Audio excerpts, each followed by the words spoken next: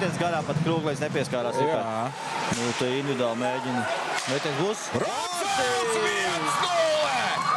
Iesāk iepriekšējā spēlē. Nu, fantastiski. Pats ir priecīgs Lārs Rācels. Iepriekšējās spēles supervarot. Nelaiž tur Goluboviču ārā no stūra, abas ar bušu. Nu, te 2-1 var aiziet. Būs metiens. Vārtu 2-0! Ātri un zibenīgi. Roberts. Nē, tas nav Roberts Prižojs. Tas ir numurs 34. Balts Beleckis. Tas kā viss sākās. Pirmie vārdi Beleckim šo sezonu. Nu, man meita prasa, tu brauc uz Jelgavu komentēt? Jā, saldējums būs. Un tad brauc. Tad tu pasaki vismaz arī TVC. 3-1, tu nes no kurienes, nes kādā veidā. Nu, tiešām Beleckis otrai vārti. Tu redzēsim skatvēs, Tu kā vārdsarga eksperts arī zinās labāk. Nē, izties pēc acis zibs nebija garām.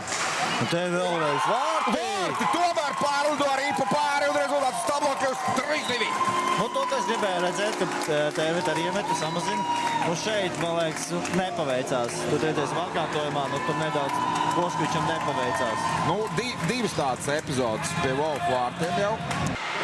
Nu, tagad mēs neko nedzirdēsim, jo mums ir skatītāji aiz muguras skandē Wolfi. Man pulkstenis vāda. Un tas arī viss.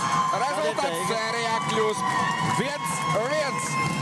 Nu, ko mēs rīt tiekamies Jelgavā? Es pie ekrāna, tu klātienē. Es klātienē, jā, un sērijā līdzsvarā 1-1. Es domāju, ka tur būs tas pats, vēl trakāk.